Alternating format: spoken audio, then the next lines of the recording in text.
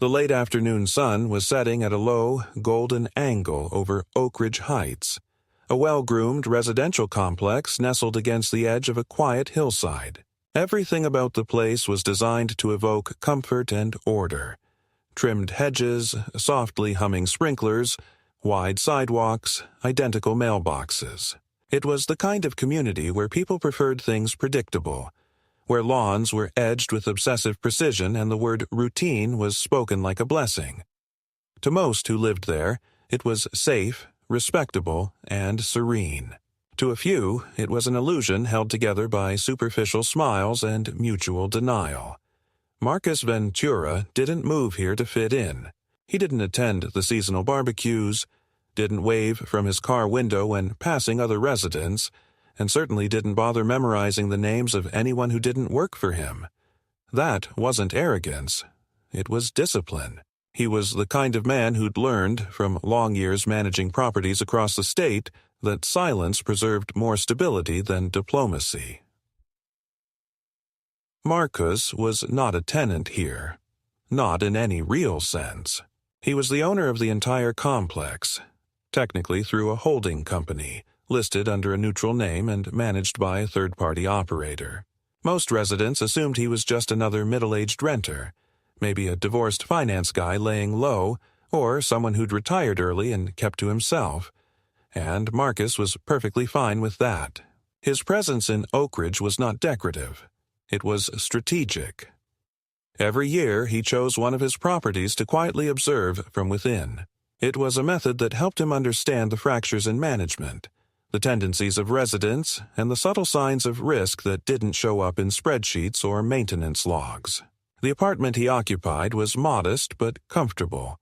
A corner unit on the third floor with large windows that overlooked the internal courtyard and a clear line of sight to the front entrance. He didn't bring much with him, just enough to function. A few shelves of legal and financial files, a coffee machine, a laptop that rarely left its dock, and a single-framed photo, a coastline from his birthplace in Baja, taken when he was still a teenager. The only conspicuous possession Marcus brought was his car, a deep graphite Lamborghini Huracan STO, meticulously maintained with the kind of low, growling engine that made pedestrians pause mid-step when it started. Normally, he kept it stored in the underground garage in a reserved space shielded from view. It was, for the most part, invisible. That was intentional. Not because he was ashamed of wealth, far from it, but because he understood how fragile people's perception of appropriate success could be. Wealth made people nervous when it wasn't theirs. It was a Monday when the first inconvenience triggered a chain of consequences. The garage ventilation system failed, and property management had to temporarily restrict access for all residents while emergency contractors handled the repairs. For most people, it was a minor hassle. For Marcus, it meant moving his Lamborghini to the surface lot for a couple of nights, an exposure he disliked but couldn't avoid. That decision placed his car, and inadvertently himself, under the critical gaze of one person who would not miss a detail, no matter how minor. Karen Whitmore, resident of Building B, third-floor balcony corner unit, and self-proclaimed enforcer of community etiquette. She wasn't on any official board. In fact, she had no real authority. But Karen had weaponized passive aggressiveness into a full-time role. She walked the complex twice daily, not for health, but for surveillance. She knew who left their recycling bins out 10 minutes too long, who trimmed their hedges unevenly, and which pets had accidents near the azaleas. Her son, Jared, a sullen 19-year-old dropout who alternated between energy drinks and vape clouds, was her eternal excuse for lingering youth and an endless source of misguided justification for her righteousness. Karen noticed the Lamborghini before the maintenance crew had even finished taping off the underground garage. It gleamed under the sun like it didn't belong. And to her, it didn't. She saw it not as a vehicle, but as a statement. Someone was flaunting something in her carefully controlled domain, and worse, doing it without her permission. At the neighborhood dog run that evening, she brought it up with a tone of faux amusement that masked unmistakable disdain.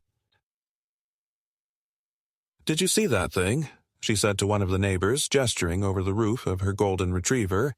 "That kind of car is usually parked outside nightclubs, not family communities like ours." She didn't know whose it was, but she intended to find out. And if it belonged to one of the renters, which in her mind it inevitably must, then she would make sure the management company heard about it. Jared, naturally, became obsessed. He circled the car 3 times that day on his way to and from the convenience store. He even tried to take selfies near it, crouching down to angle the Lamborghini's logo into the frame. At one point, he was caught peering into the driver's window, his fingers trailing just short of touching the paint. The car was locked, and Marcus, who was watching from his third-floor window, said nothing. He didn't believe in overreacting. He simply made a note. The boy had curiosity, maybe entitlement, definitely too much time on his hands. It wasn't a crime, not yet. That night, Marcus received a maintenance update. Garage repairs would take 48 more hours. He sighed but accepted it. Things happen.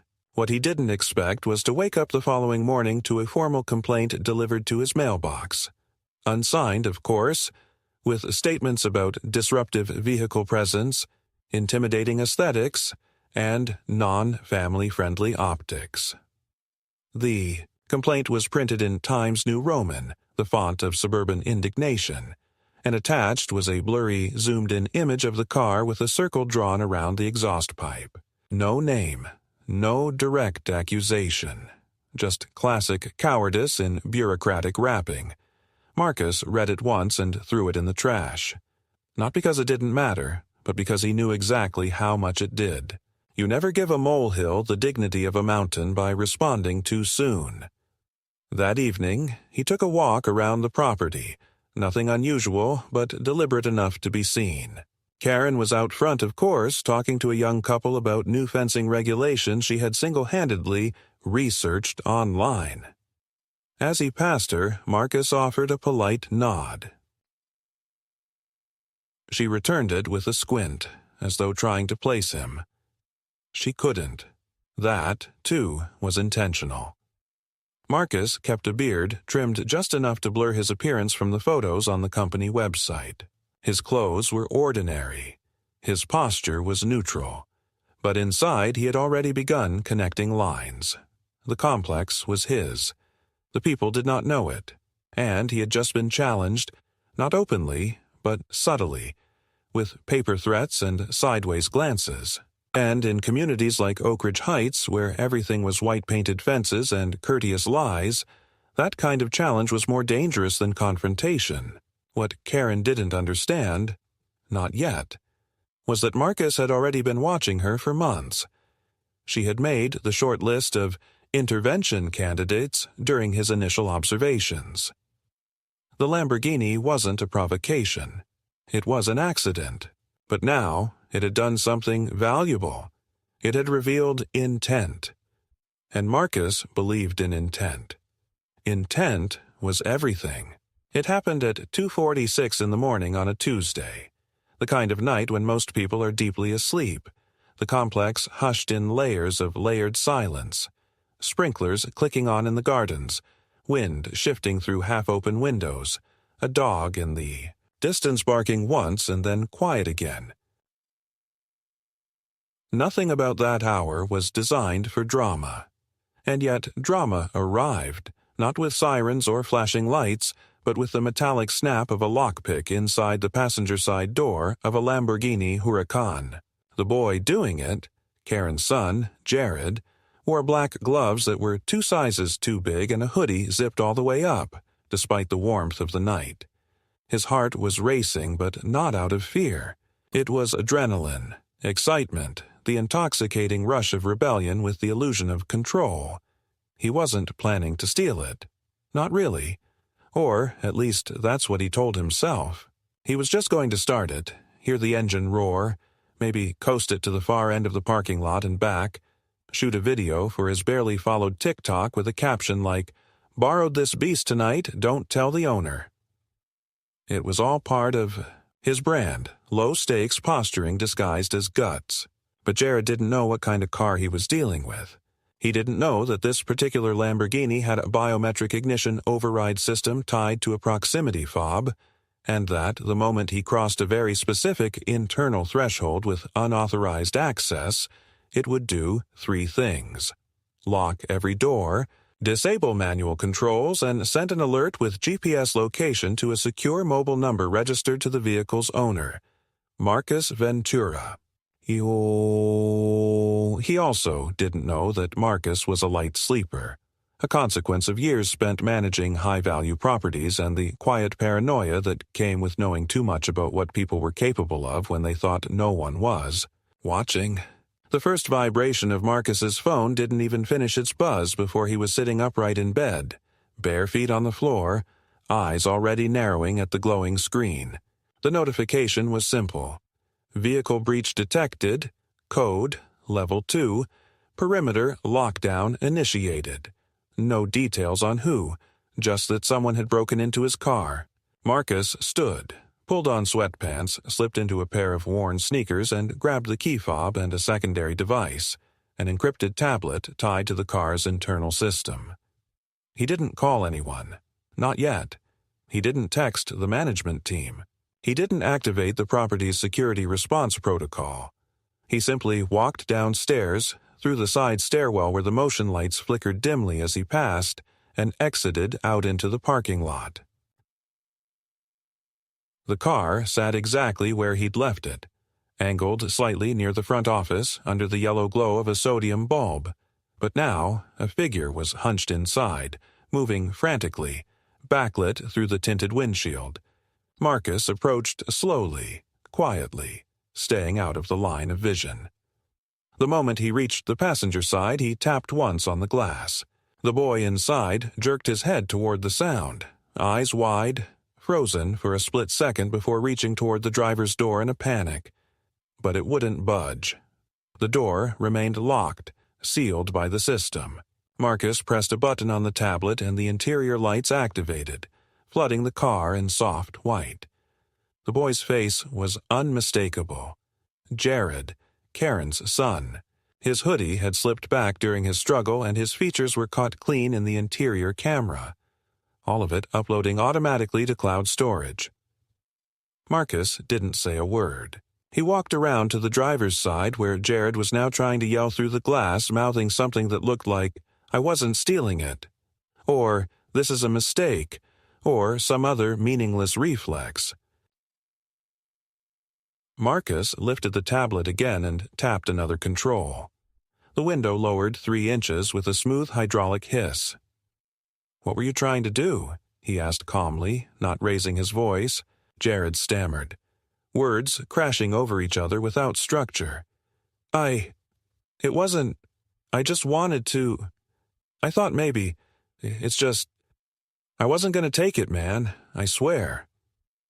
Marcus blinked once, slowly. "You picked the lock," he said flatly. "You entered the vehicle illegally. You tampered with the console. That's 3 charges before sunrise." Jared's face collapsed into something closer to fear. "Dude, I didn't think it was yours. I thought it was that guy from Building D or whatever. I didn't think anyone would—" The sentence never finished. Behind them, lights began turning on in a few apartment windows. Somewhere above, a sliding door opened and someone whispered loudly, "What's going on out there?" And then, the inevitable. Karen's voice, sharp and immediate, sliced through the early morning haze like glass on marble. "Jared, Jared, what are you doing?" She stormed down the pathway in a robe and slippers, gripping a phone in one hand, her mouth already forming accusations before facts. "Who is this? Why is my son locked in a vehicle like a prisoner? What the hell is going on? You, I know you live in Building A. I've seen you. What did you do to him?" Marcus turned to face her, expression unreadable. "He broke into my car," he said. "He's still inside because the security system did what it's designed to do." Karen didn't listen. "Don't try to twist this. You probably set him up. Who leaves a car like that in plain sight? You're provoking, kids. At that point, the property security officer finally arrived. A young but well-trained man named Lewis, who recognized Marcus instantly and said, "Sir," with a nod before turning to the scene with professionalism. Karen immediately redirected her rant. "He's locking minors in a death trap. This is illegal. I'll have your job, your contract, your whole department shut down." Lewis raised a hand, calm but firm. "Ma'am, your son was caught inside a private vehicle without authorization. He's lucky we didn't respond with escalation. You may want to step back." Karen went pale, but refused to move. Marcus tapped a few more buttons and unlocked the car with a soft beep. Jared spilled out like a fish out of a drained tank, shaking and furious, pointing fingers wildly. "It's a setup, Mom. He's not even from here. He lives in one of the rentals. He's not even allowed to park here." And that was the moment Marcus turned everything around. Without a trace of tension in his voice, he said simply, "You're right, Jared. I don't live in the rentals. I own them." Then he turned to Karen. "Every building, every lot, every contract signed in this complex goes through my desk, your lease included." The silence that followed was so pure, it was almost holy. Karen's mouth opened, closed, then opened again. She blinked several times as though trying to reset her brain like a frozen laptop. Jared said nothing. He just stared, stunned, watching the illusion of superiority his mother had nurtured for years melt into something shapeless and embarrassing. Marcus didn't need to add anything more. He handed the tablet to Lewis, who reviewed the footage silently and said, "We'll call local law enforcement. Let them handle the trespass documentation." Karen tried one last, flailing objection. "You can't seriously press charges. He's just a kid. He didn't even take it anywhere." Marcus didn't even look at her when he answered. "Intent is enough. And I have the evidence." As Karen sputtered, trying to recover, neighbors began trickling out onto their balconies, drawn by the tension, the sirens in the distance, the strange satisfaction of watching justice unfold without theatrics. No one said a word to defend her. No one stepped forward. Marcus crossed his arms and waited. And somewhere, under all the noise, Karen must have realized. Whatever grip she thought she had on this neighborhood, whatever power she'd assumed from gossip and intimidation, it was gone, and the man she'd dismissed as just another renter had just shifted the entire balance without raising his voice or lifting a hand.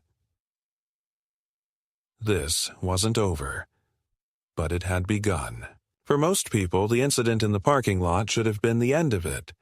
A mistake corrected, an offense punished, a lesson learned. But for Karen Whitmore, it was only the beginning of something much darker. The kind of public humiliation she had endured that night, watching her son extracted from another person's locked luxury vehicle in full view of neighbors and security, had ignited something volatile in her. She hadn't just been exposed. She had been stripped of the illusion of superiority she had spent years projecting like a perfume cloud. And the revelation that the quiet man she had scoffed at, dismissed, and spoken down to was in fact the owner of the entire complex, every building, every lease, every lawn, struck her with a wound far deeper than embarrassment. It injured her sense of order, her internal narrative where she was the guardian of civility in an increasingly disrespectful world. In that moment, Marcus had not just unmasked himself, he had dismantled her authority in front of her own son. And Karen, for all her suburban manners and floral print deception, was not the kind of woman who let things go. By the next morning, Karen had mobilized. While Jared sulked in his room, alternating between bursts of resentment and long silences filled with half-baked excuses, Karen sat at her kitchen counter drafting emails. She wrote to the management office, copying every public contact listed on the community portal. She composed a formal grievance addressed "To whom it may concern," in which she accused Marcus of operating a hostile surveillance state, locking minors in vehicles and maintaining intimidating displays of wealth designed to incite resentment and provoke envy among tenants. Her rhetoric was deliberate, melodramatic, borderline paranoid, but laced with just enough faux legal phrasing to sound plausible to someone not paying close attention. She submitted complaints to the neighborhood safety liaison, to the parking authority, and even filed an anonymous report with the municipal zoning board alleging inappropriate commercial vehicle storage on a residential lot. Of course, none of it was going to hold. But that wasn't the point.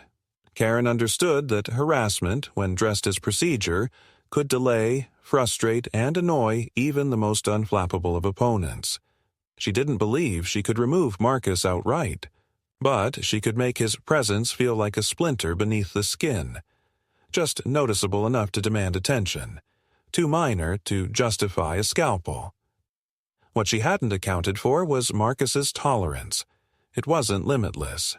It was measured. By the end of the week, Marcus had received no fewer than 9 notices or inquiry pings from various departments connected to the complex. Noise complaints, zoning follow-ups, and one particularly amusing email from a low-level property inspector, asking him to confirm whether he was operating a private vehicle repair business from the premises. He read each one in full, then flagged them, added notes, and looped in his legal team with a simple header. Track this behavior. He didn't respond directly. He didn't storm down to Karen's apartment or demand apologies. Instead, he forwarded a request to his property management company to begin a formal behavioral audit of resident complaint patterns for the past 6 months. He also scheduled a private consultation with the internal risk and compliance officer, not because he felt endangered, but because he wanted every future action documented in triplicate. Marcus had played this game before, in other cities, with other names. It was always the same structure. People like Karen relied on impulse and outrage. People like him thrived in slow, deliberate escalation. What she was beginning was not a war. It was a slow, cold lawsuit that hadn't yet found its courtroom. Meanwhile, Karen began sowing discontent among the more impressionable residents. She whispered in laundry rooms, hinted at unfair favoritism, and distributed thinly veiled flyers under doors with headlines like, "Do you know who's really in charge?" She spoke of tenants losing power, and of an invisible landlord manipulating everything from the shadows. Her claims were so absurd they would have been laughable, if not for the fear she knew how to stoke. It wasn't about truth. It was about suggestion, about creating unease. She knew that older residents especially were sensitive to change, and Marcus represented change wrapped in silence and mystery. The Lamborghini was now back in the underground garage, safely tucked away, but its memory lingered like a scar across Karen's vision of what Oak Ridge Heights should be. Jared, for his part, was spiraling. He had been questioned by police. Nothing aggressive, but enough to rattle him. He had signed a citation acknowledging the criminal report filed against him and had a court appearance scheduled. Marcus had not demanded jail time. He hadn't even insisted on full prosecution. But the charge stood. Unauthorized entry into a locked vehicle. A Class B misdemeanor. It wouldn't ruin Jared's life, but it would follow him for a while. The boy alternated between blaming his mother and declaring himself the victim of an elaborate setup. He refused to speak to Marcus. He wouldn't even walk past Building A anymore. His old route to the convenience store now included a 5-minute detour through the side gate. But even in his resentment, he recognized one truth. Marcus hadn't yelled. He hadn't grabbed him. He hadn't even gloated. That silence was the worst part. It made Jared feel irrelevant. Not wrong, not evil, just forgettable. And to a boy who'd built his identity on disruption, invisibility was a worse punishment than handcuffs. The complex itself, however, remained eerily calm. Marcus continued his usual routines: morning walks, quiet returns from the office, unobtrusive presence. He instructed the landscaping crew to trim a few areas that had been neglected and signed off on repainting several hallway interiors. Residents who had once viewed him as another anonymous neighbor now watched him with subtle curiosity, some with newfound respect. A few nodded politely. One woman even stopped him at the mailboxes and said, "Just so you know, I'm glad you're here. Things feel more under control lately." He thanked her without elaboration. Then, without warning, Karen escalated. A letter arrived, official in tone, complete with community letterhead and digital signature, stating that Marcus had been formally accused by a resident of creating a hostile living environment through intimidation and unauthorized surveillance. The letter was not from the management office but from a third-party community standards committee, recently reconstituted by residents through a petition that Karen had quietly pushed forward. The committee had no legal standing, but its creation allowed Karen to operate with a thin veil of legitimacy. They demanded Marcus respond within 10 business days to allegations including threatening displays of property, conduct unbecoming a property representative, and abuse of tenant power structures. It was absurd, but it was also methodical. Karen had learned. She was no longer throwing rocks in the dark. She was filing paperwork in daylight. Marcus read the letter 3 times, not because he didn't understand it, but because he understood it too well. He didn't get angry. He didn't draft a response. Instead, he called his general counsel and requested that all future communications with Karen Whitmore or her affiliates be routed through legal representation only. Then, he instructed his property team to conduct a full compliance review of her lease, her payments, and her use of communal amenities. Within 48 hours, they had discovered several minor violations. Nothing criminal, but enough to raise flags. Unregistered guests, unauthorized storage on the balcony, a pet not listed in the lease. It was all there, buried in the fine print Karen had assumed was unenforced. Marcus still didn't act. He simply collected. And Karen, sensing the ground beginning to shift, made her boldest move yet. She attempted to host a community assembly in the courtyard. She invited residents to discuss issues of privacy, safety, and the growing presence of corporate ownership. She framed it as a dialogue, a gathering of concerned neighbors. Only 6 people showed up, most out of curiosity, one because he misunderstood and thought it was about parking. Karen gave a speech, short and emotionally scattered, but the tone was bitter, her rhetoric tangled. Someone asked if the owner of the complex was present. Karen laughed and said, "Of course not. People like that don't mix with the rest of us." She didn't know Marcus was standing 15 feet away, behind a row of hedges, hands in his pockets, watching. The moment had shifted. He wasn't reacting anymore. He was preparing. A week passed without a single word from Marcus, and that silence unnerved Karen more than any confrontation ever could. She had grown used to winning by noise. The louder the complaint, the more people fell in line. But Marcus didn't argue. He didn't try to correct public opinion or defend himself on community forums. He didn't flinch, and that, more than anything, left her with the gnawing suspicion that something was happening, quietly, deliberately, and beyond her control. The failed assembly in the courtyard had wounded her pride.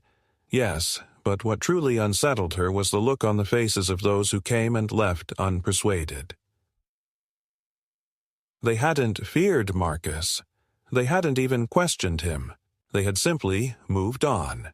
Karen had never felt so peripheral in a place she once dominated through sheer personality and repetition. Jared, sensing his mother's unraveling authority, drifted further into resentment and distraction. His upcoming court date was now marked in red on the kitchen calendar, a symbol of her inability to fix things as she once could, with a call, a threat, a petition. His attitude soured, and while he remained mostly indoors, his presence became heavier, darker. He spoke less, slammed doors more. Karen no longer had the energy to scold him.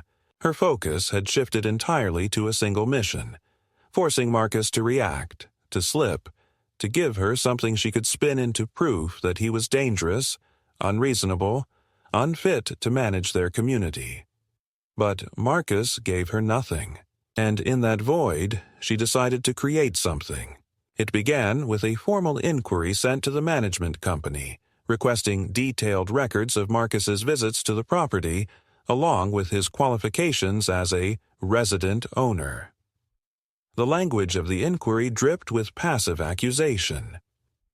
Given recent incidents, several residents have expressed concern about the legitimacy and transparency of property leadership. The implication was clear. Marcus wasn't who he claimed to be, and the community deserved to know the truth. Of course, the management company didn't respond directly to Karen. Instead, they forwarded the message to Marcus's legal team. The answer came 2 days later, not as a reply, but as a memorandum sent to all residents, clarifying that all operations, decisions, and supervisory activity at Oak Ridge Heights were compliant with state property law, and that ongoing disruption through baseless inquiries will be recorded and assessed for further administrative review.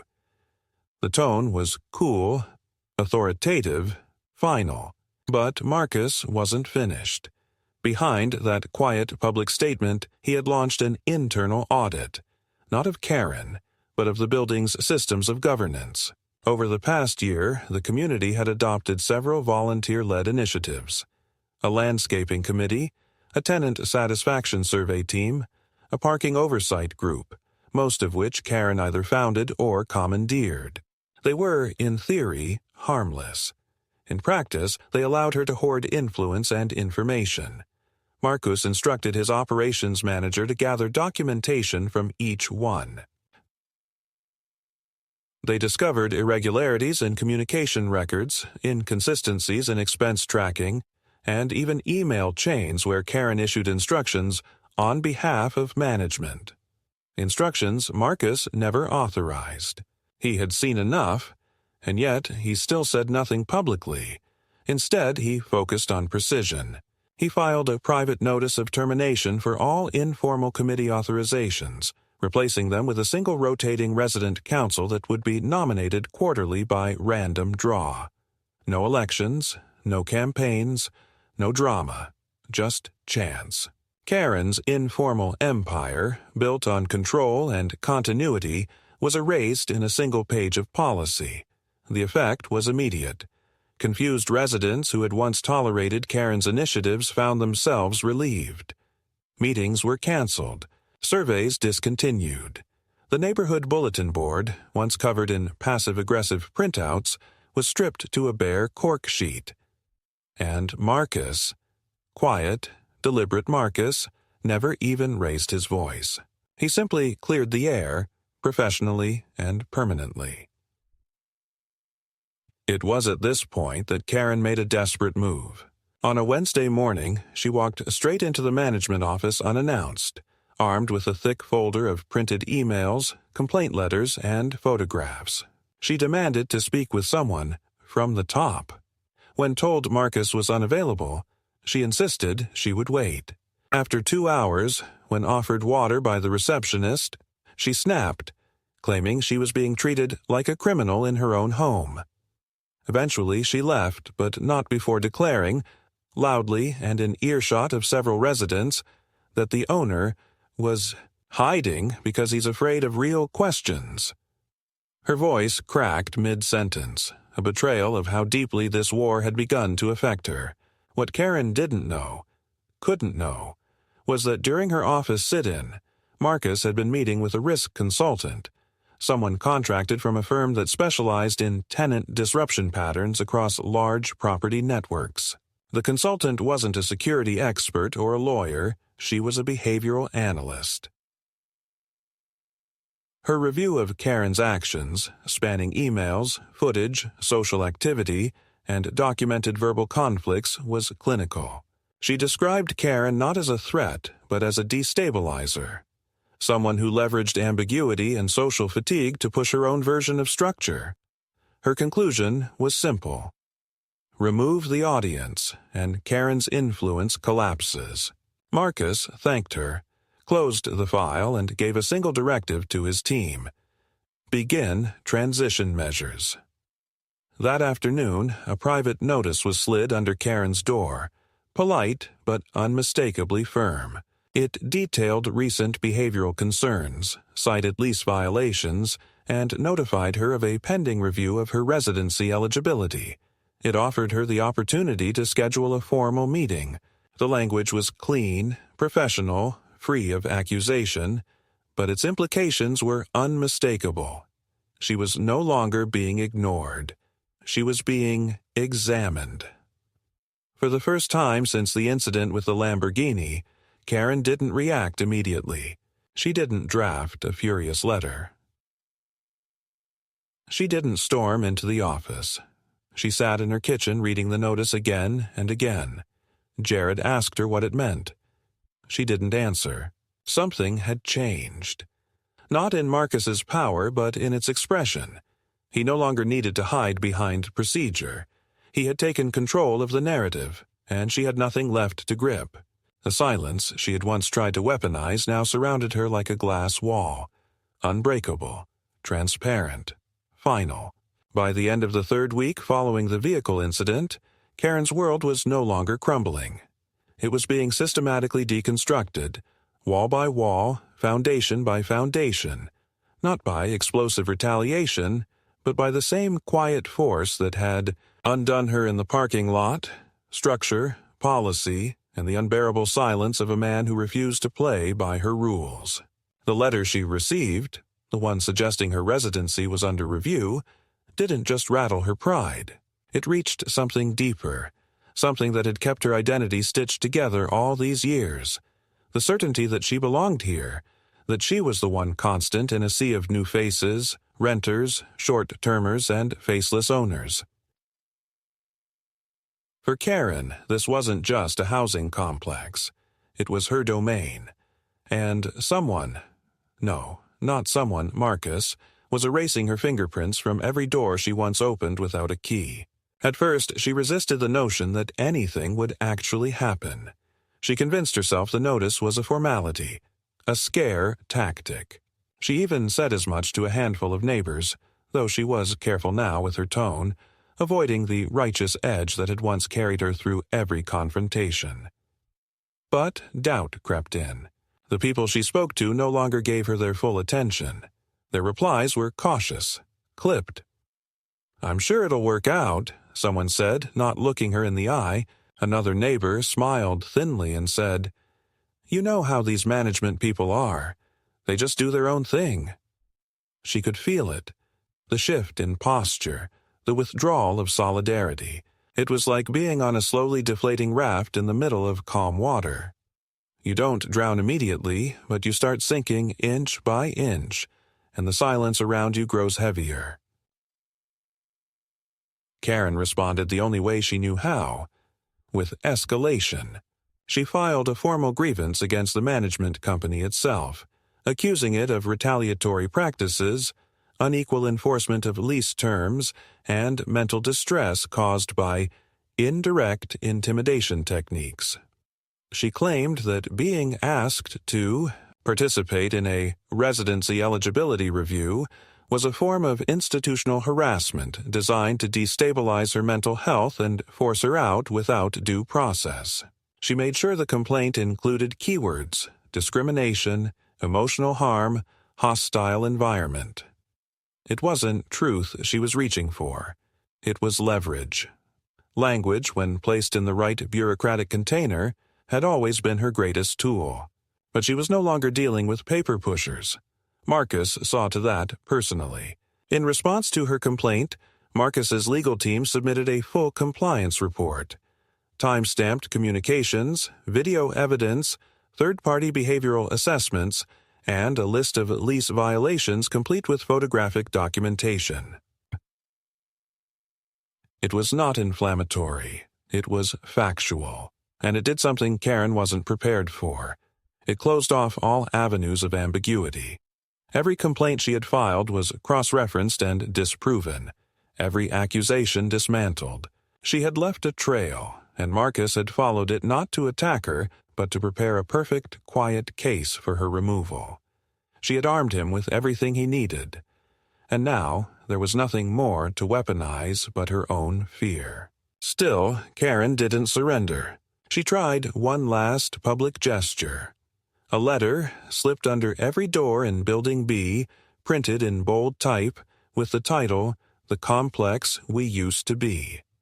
It was a 5-paragraph tirade against invisible control, unchecked power, and the loss of neighborhood values. She wrote of being targeted for standing up and speaking out. She asked if people truly felt safer now that a luxury car and a clipboard were the only voices that mattered. She signed it with her full name, hoping it would feel like courage, like leadership. But within hours, 3 residents emailed management requesting not to receive further political messaging from other tenants. One of them, a woman who had lived there for 8 years, wrote plainly, "I'm tired of the drama. I just want to enjoy my home again." That was the final verdict Karen hadn't anticipated. Apathy. Meanwhile, Jared's legal situation continued to unravel. His court date approached, and though the misdemeanor charge hadn't grown more serious, it had become more real. He was now required to attend mandatory counseling sessions, pay a fine, and complete a probationary program. It wasn't jail, not even close, but it was a record, and it wasn't going away soon. The bitter irony was that Karen had spent years crafting Jared's public image as misunderstood, intelligent, too advanced for school. Now he was just another teenager with a criminal charge, and there was no one left to blame but the mother who had encouraged him to act entitled. The final escalation came not from Karen, but from Marcus, and it wasn't loud. It was procedural. His legal team submitted a motion for non-renewal of lease, citing non-compliance, behavioral disruption, and documented abuse of communal structures. It was not an eviction. That would have given Karen a stage, a crisis she could turn into a new campaign. Instead, it was a slow administrative conclusion. Her lease would end in 60 days, and there would be no renewal offered. The unit would be prepared for reassignment. She would be given full relocation support, return of her deposit, pending unit condition, and no formal black mark. It was clinical, merciful even, and for Karen, it was devastating. The letter arrived on a Thursday afternoon. Jared was out. She opened it alone, hands trembling slightly. She read it 3 times, hoping there was a misunderstanding. But there wasn't. She wasn't being punished. She was being removed. Smoothly, legally, irrevocably. She sat down at the kitchen table and stared at the wall for a long time. Her phone buzzed once, a message from a former neighbor asking if she'd heard about the new community garden project. She didn't respond. That night, for the first time in over a decade, she didn't walk the perimeter of the complex. She didn't patrol the courtyards. She didn't talk to anyone. She sat on her balcony, wrapped in a sweater despite the heat, and watched the lights flicker on in the buildings around her.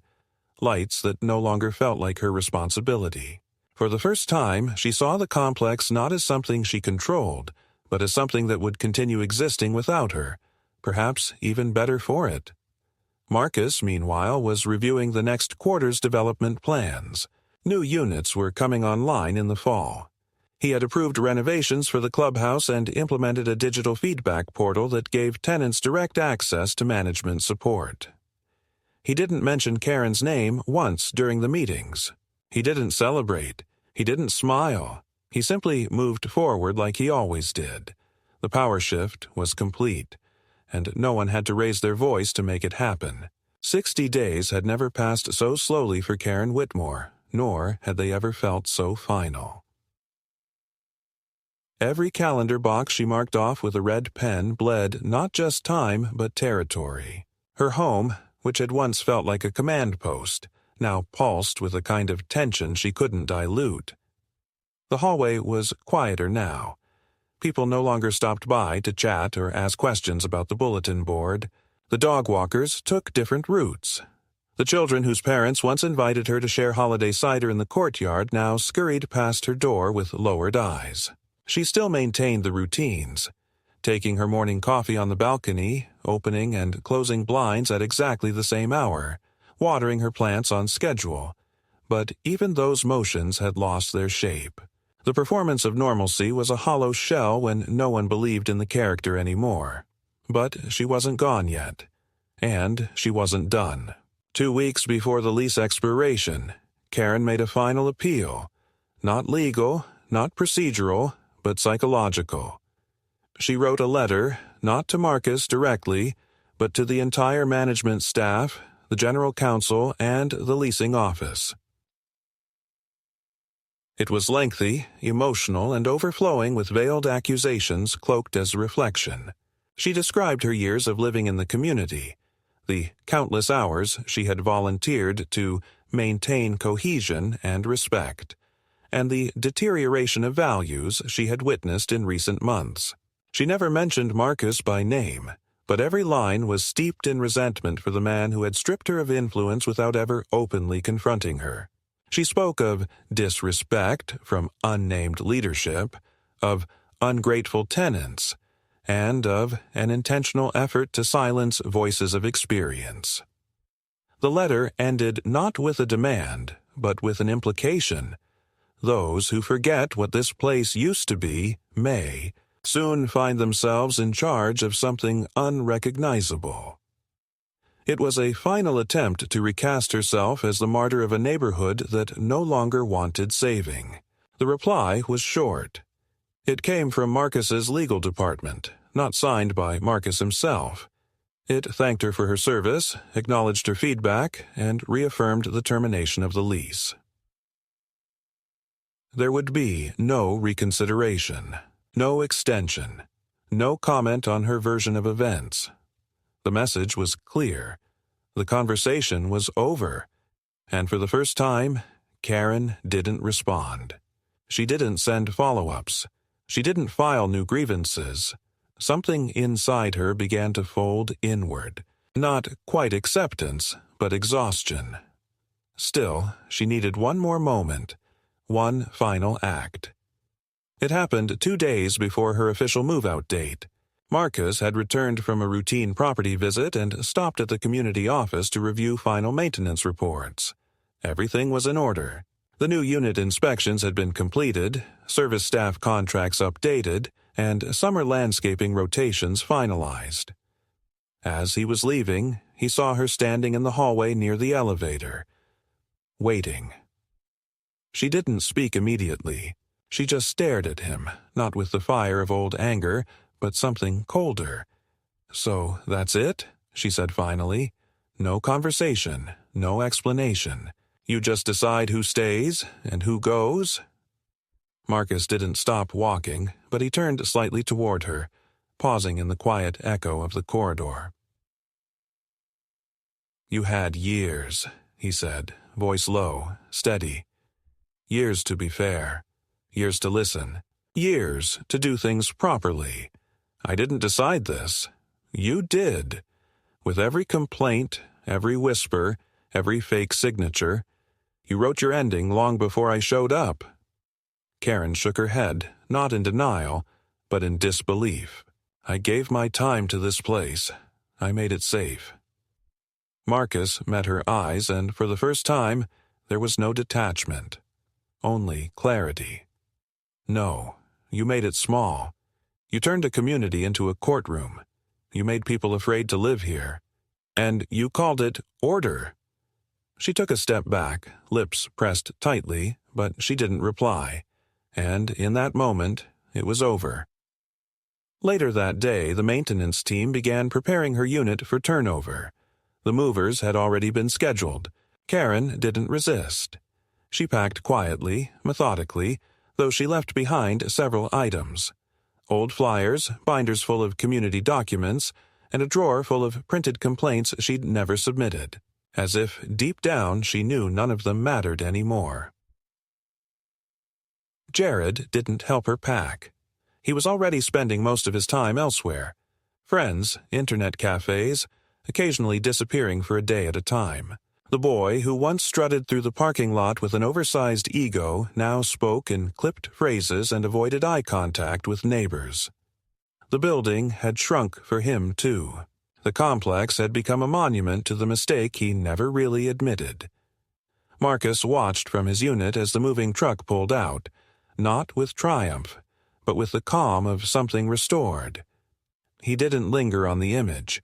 There were new tenant applications to review, renovation bids to approve, and an upcoming meeting with a group of residents proposing a new community garden, one that wouldn't need a self-appointed gatekeeper to function. The space Karen had tried to rule through fear was now reorganizing itself without her, and that, more than any policy change, was the true resolution. Karen's exit wasn't followed by gossip. There were no dramatic stories circulating the halls. Her name stopped being mentioned within a week. The silence she had once used to intimidate others now consumed her memory entirely. And Marcus, the man she had tried to undermine, discredit, and unseat, remained where he always had been, in quiet control, watching not to dominate, but to maintain the balance. The power she had mistaken for arrogance was, in truth, discipline, and the distance he kept was not indifference, but the space required to let consequences speak for themselves. In the weeks following Karen's quiet departure, Oak Ridge Heights underwent a transformation not of architecture or design, but of atmosphere. The kind that doesn't announce itself with signs or banners, but unfolds gradually, like a window finally, opened in a room that had been sealed for years. Without Karen's constant presence, the community began to exhale. The tension that had settled like dust in the shared spaces, the lobby glances, the over-explained questions, the cautious interactions, seemed to lift. People lingered a little longer at the mailbox. Children played more freely near the fountain. Conversations happened without disclaimers. The complex didn't become a utopia, but it began to feel like a place where people lived rather than monitored each other. Marcus observed it all without comment. He had never needed credit for the order he restored. His role had never been to be liked or praised, only to preserve functionality and fairness, values that often went unnoticed when applied correctly. He continued his routine with the same calm consistency, reviewing maintenance logs, signing off on upgrades, meeting quarterly with his core management team. But there was a subtle shift in his presence, too. Residents now nodded to him with recognition, not just politeness. Some even stopped to ask questions, not out of suspicion but interest. The man who once seemed like a quiet tenant had become, in their eyes, a kind of anchor. Not because he talked often, but because he had proven that he didn't need to raise his voice to restore balance. The former committee system that Karen once manipulated was now replaced with a simple digital rotation. Residents were invited to submit feedback through a transparent portal, where topics were voted on monthly. There were no titles, no chairs, no need for hierarchy. It was efficient, impersonal, and it worked. The community garden project that had stalled for nearly a year was approved within 2 weeks, and began construction under a local contractor Marcus had quietly vetted long ago. What had once required layers of passive-aggressive paperwork now moved with clarity. And in that clarity, people began participating again, not out of obligation, but because their voices no longer had to compete with one dominant noise. Jared's name faded as well. He didn't return after the move. Rumors circulated that he had gone to live with his father in another state, but no one knew for sure. His absence, like his mother's, became part of the quiet restoration, a gap that closed itself without explanation. People no longer asked where they had gone. They simply filled the space with new routines. Marcus, for his part, never brought up Karen again. Not in meetings, not in updates, not in conversation. She had been part of the system. A malfunctioning element, yes, but still a function of it. And like all systems, once realigned, the memory of the disruption faded. The goal was never revenge, only stability. She had been removed not as an enemy, but as an obstacle to equilibrium. And the fact that it had been done without spectacle was, in Marcus's view, the final proof that it had been done correctly. One afternoon, months later, as he reviewed financials near the community office window, a resident approached, a woman who had once hesitated to make eye contact during Karen's reign. She brought him a small box of pastries from a local bakery and said simply, "For all the quiet work you do." Marcus thanked her, not with ceremony, but with a nod that carried more weight than words. He accepted the gift, returned to his seat, and continued reading. Outside, the complex thrived. Not louder, but freer. The kind of peace that doesn't need to be explained, only maintained. And Marcus, as always, remained where he was most needed. Not at the center of attention, but at the heart of order, ensuring the noise never returned.